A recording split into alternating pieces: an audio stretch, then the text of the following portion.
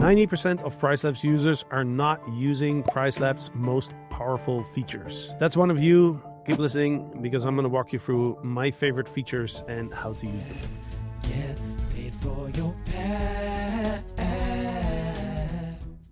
Welcome back to Get Paid for Your Pad. This is an episode of Rev Up. It's Monday, and I'm going to be sharing today with you my favorite PriceLabs features. So I noticed that a lot of operators are not using all of the powerful features that PriceLabs has. And I would say about 90% of the accounts that we take a look at as part of our revenue management service, we create reports for people that are interested in working with us. And so we get a peek into hundreds and hundreds of PriceLabs accounts. And I would say by not using the most powerful features, you might be leaving money on the table. So in this episode, I'm going to be sharing my screen. I'm going to walk you through 7 of my favorite features and functionalities that are in PriceLabs that are often overlooked by the users of the accounts that we get to take a look at. So I'm going to share my screen here and kick it off. So if you're listening to this Apple podcast or if you're listening on Spotify, you might not be able to see the screen. So I highly recommend go to YouTube, go to Freewyld, Foundry on YouTube, because that's where you can actually watch all the videos of the podcast. All right. So the very first feature that I want to talk about is the market dashboard. So every single PriceLabs user gets a free market dashboard. You have 1 credit to get a free market dashboard. And I notice a lot of operators are not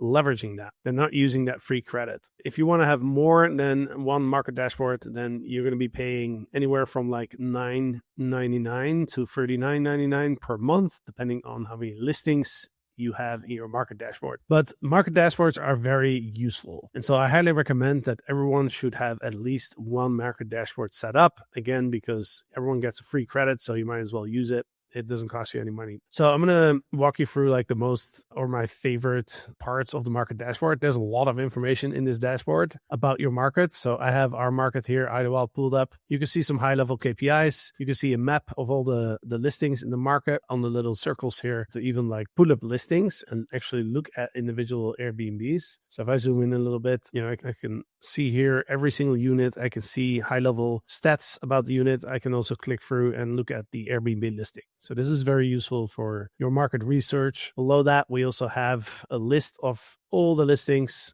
in the market. So you can see we have 461 listings in the Idlewild market. I can see a lot of different KPIs. I can click on column visibility and select a wide range of KPIs to look at. I can also filter listings and look at certain Compsets, create Compsets. So very, very useful. Below that, we have some more high-level market information and then an overview of all the different listing types in your bedroom counts in your market. But by far my favorite graph here is the future occupancy graph. And in this graph, you can see how much occupancy is currently on the books in your market, how that compares to same time last year, and what the final occupancy last year was in your market. So this gives you a pretty good understanding of like how the market is pacing. Is the market pacing ahead? Is the market pacing behind? You can see here, for example, in our market, you can see that, especially the month of June here, there's a lot more occupancy on the books already than same time last year. So those are interesting pieces of information to have that you can use in your revenue management strategy. Now, if you scroll down a little bit more, there's a lot more information about your market, but I think the booking curves are also very useful. I think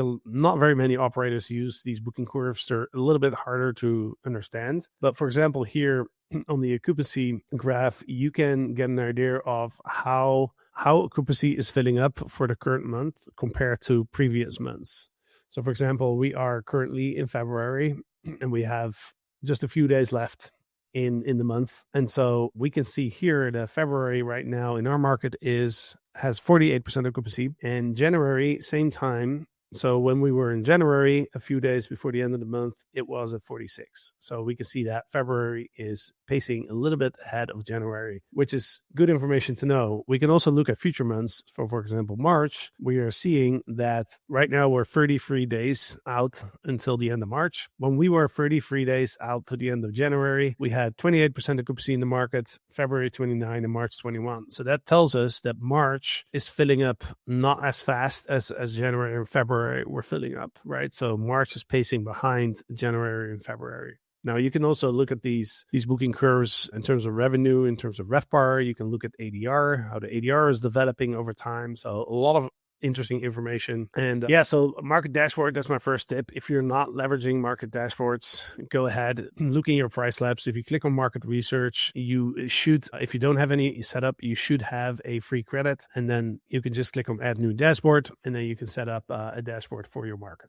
So that's my first tip. Secondly, I noticed that a lot of operators have listings in their PriceLabs visible that are not syncing. So these are listings that they're not managing anymore, or maybe they went temporarily offline. And it gets very difficult to keep the PriceLabs account tidy if there's all these listings in there that are not syncing. Because if you have listings that are not syncing and you go to your KPIs or you go to your reporting section, PriceLabs is going to include everything that's currently listed on your dashboard. So any inactive listings, if they're visible, then they're going to show up in the KPIs. So you don't necessarily want to have these KPIs show up if you're no longer managing these listings. So then what you have to do is you have to filter, you have to click on sync on to make sure that you're only looking at the sync listings. But a much easier option is to go to manage listings. So you go to dynamic pricing, manage listings, and then if you have any listings that are not syncing, you can actually hide that listing. So there's a little button that says hide listing. If you click on that, PriceLabs will then hide the listing. It's not going to show up on your dashboard or your multi-calendar section and on the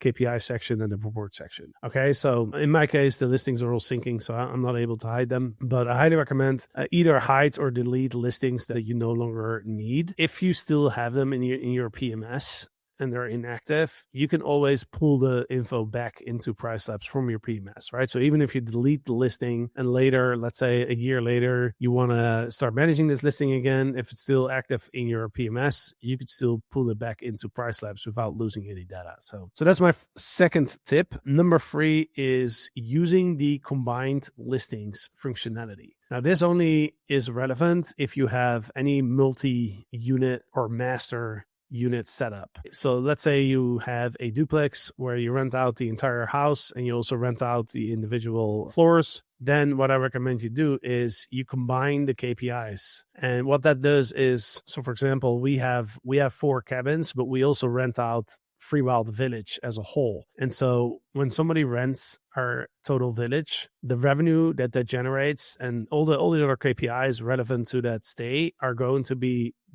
allocated to the individual units. So that way our KPIs are going to be much easier to understand, because, if we get a lot of master bookings, a lot of village bookings, then obviously that's going to take away revenue, occupancy, and RevPAR from the individual units. So then if we compare it to last year, we might think that the units are not performing as well, but the cause of that is that we had some bookings for the entire village. So when you combine these listings, then it's going to allocate the revenue to the individual listings. So this is a request-only feature. So if you go into your PriceLabs now, you might not see this. It's under Manage Listings. If you don't have it, you can reach out to PriceLabs support and just tell them to activate it, and they will activate it. There's no extra cost for this, right? And once you have combined listing functionality, you can just click on Combine Listings. You find the master. In my case, it's not showing up because they're already combined, but you find the master listing first, and then you select the sub-listings. It's very easy, and PriceLabs has very good documentation on how this works. Number 4 is on the multi-calendar section, which is probably the section that I use the most in PriceLabs. So it's under dynamic pricing and then multi-calendar. There are a lot of different metrics that you can add to this dashboard. So as a default, PriceLabs only shows some forward occupancy metrics. I think it's the 15, maybe 7, 30, and 60. It might be the default. But if you click on add metrics, you can add as many metrics to your multi-calendar dashboard as you want. It's very simple to add the metric. You just click on add metric. There's a whole list that you can choose from. You can choose also different time periods for each of the metrics. But some of my favorite metrics, outside of just the standard occupancy next 15, 30, 60 days and so forth, I really like to have at least 2 booking pickup metrics. My favorites are the 7-day pickup and the 15-day pickup. That gives me an idea of like how many bookings came in the last 7 days and the last 15 days. Then I like to have the market penetration index set up as well. Depending on your booking window, you could choose either 90 days or 60 days or 120 days, 180 days. Market penetration index, if you listen to this podcast, you know know that that's one of our favorite metrics that we look at. Another few that are pretty useful is the weekday occupancy versus weekend occupancy. So that gives you an idea of like how are your weekdays priced versus your weekends. If only the weekends are booking, then you know that you might be able to increase your weekend prices and you might have to lower your weekday prices, right? And then lastly, also the min price hitting dates next 60 days. I find that useful as well because that gives you an idea of like how your minimum prices, how well they are set up. If your minimum prices are too high, then you're going to see a high percentage of days hitting that minimum. So if it's anywhere above like 30% or so, you probably want to lower your minimum a bit, unless you're in your absolute low season and your pricing is just at the minimum and there's no room to lower them. So these are some of my favorite metrics. So highly recommend take a look at your metric section and choose what metrics you want to look at. Now, also on the multi-calendar, there are a lot of different settings that you can choose from to customize this view. And so if you click on the little gear icon on the right, you can see that there's a lot of options here, right? You can show child listings, minimum night stays, booking info. There's account and group date specific overrides. You can highlight minimum and maximum price dates, and you can add events and holidays. So I recommend just turn all these on because it's all useful information to have. Now, below that, you can choose your calendar colors. Now, I typically have it on demand because I like to see what dates have higher demand, what dates have lower demand. But you can also select recommended price versus last year ADR. That will show you if the current price that you have on the calendar is higher or lower than last year's ADR. So if you select that, you can see here on the screen, we have a couple of red dates. So those dates are currently priced at a lower ADR than what we could book last year. And then the blue ones, those are dates that are priced higher than last year. And the gray ones is where last year's ADR is not available. So this gives you a quick understanding of like, hey, are we pricing higher or lower than last year, which is good information to have. The third option is based on reservation dates. So that will just give the dates that are booked. It will give that a color. And as you can see here on the screen, there's different grades of blue. The darker the color means that it was booked more recently, and the lighter colors means that it was booked more further out. So you can switch between these three. I typically have it on demand as a standard, but I do look at the recommended price versus last year ADR as well sometimes, just to get an idea of like make sure that we're not pricing lower than last year. Below that, you can see the maximum number of days. Typically have that at 90 just because it loads faster when you have it at 90. And then one last thing that you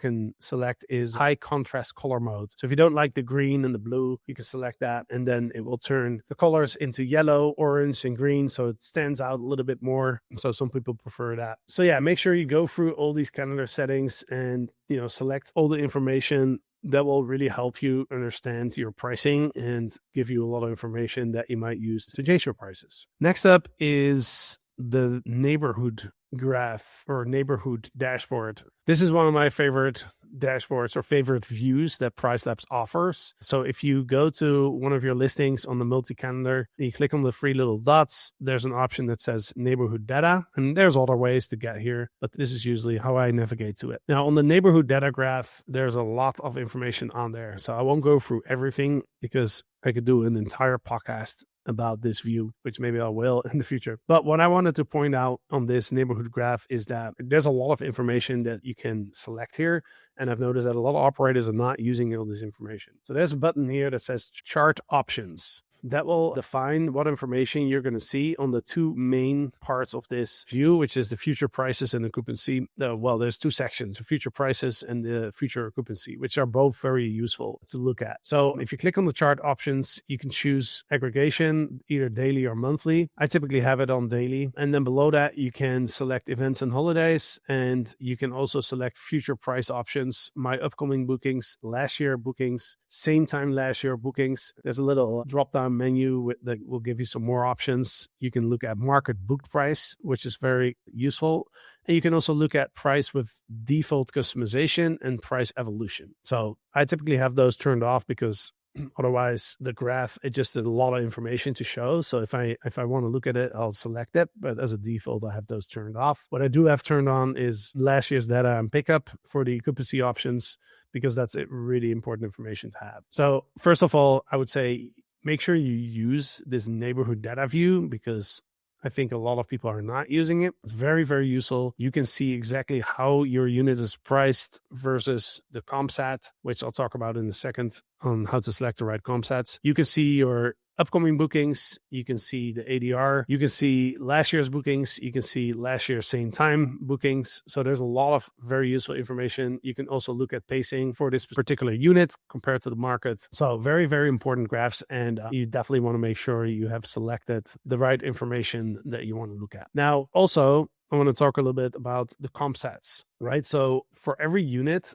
you have to select a Compset, and that Compset is going to define what other units PriceLabs is going to be looking at to give you information about how you're priced and what your future occupancy looks like. Now, for example, I'm using Black Mountain, one of our units, one of our cabins in Idlewild as an example here. Now, this is a studio unit, okay? So typically, if we have a studio unit, we would select nearby studios to compare to. However, if I select studios in our market and I apply, what you will see is that there's only 18 studios in our market. And so that means that we're only comparing now to these 18 studios, and that's not a lot of data. And as a result, you can see here on the future occupancy graph, you can see it becomes very spiky. The graph becomes so spiky, it's no longer offering its best use because there's just not enough data. There's too much randomness involved, right? If a big group comes in and books up like 10 studios in the market, that's half of the inventory. And so that one group can literally like occupy half of the market. And so there's too much randomness. There's not enough data to really understand like how your unit is pacing compared to the market. So instead of selecting just studios, what I do is I select 1-bedrooms as well. And so after I apply that,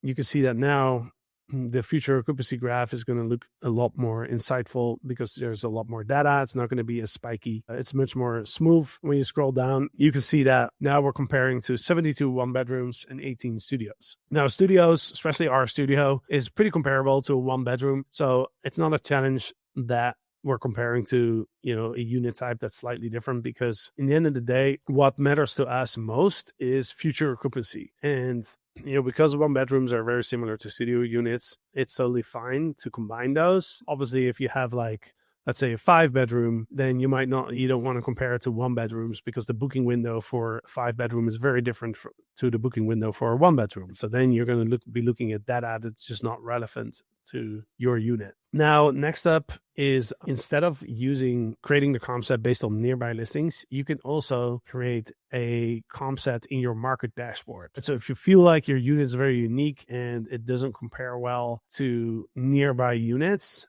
then you can also create your own Compset. So we've done that for some of our units. I would say only do this if you have a strong reason to do so, because it's very time consuming. And so you don't want to waste a lot of time on it if it's not really going to bring any value to you. If you do want to have use the market dashboard, you can do that. You can click on market dashboards and you can create Compsets in your market dashboard that you can then select here. And as a result, all the data that you see on this page is going to be based on the units that you have manually selected in your market dashboard. So that's the 7 tips that I have for you today. So again, none of these features that I've walked through, none of them cost any additional money. This is all included in your PriceLabs membership. So there's no reason not to use any of these functionalities. Unless you want to have multiple dashboards, then you do have to pay extra for that. But, a market dashboard that has 1,000 listings typically is enough data for it to bring value to your revenue management process. And that only costs you $9.99 per month. So even if you're multiple markets,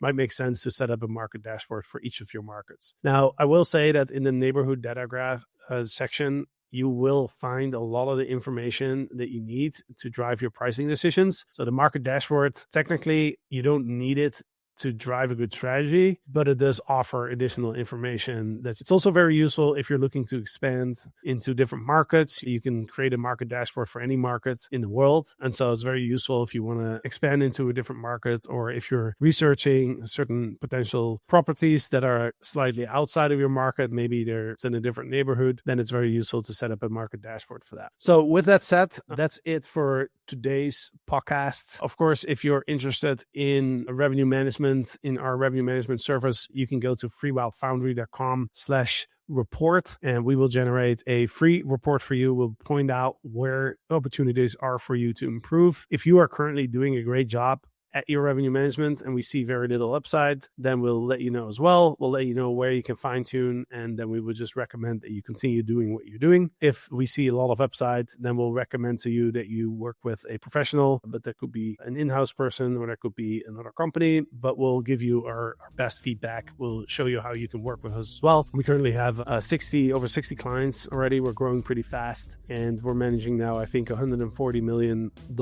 in yearly booking revenue. So with that said, thank you for listening and have a great week, and we'll be back next Monday with another episode of Rev Up. I'll see you then. Get paid for your pad. Get paid for your pad. Get paid for your pad.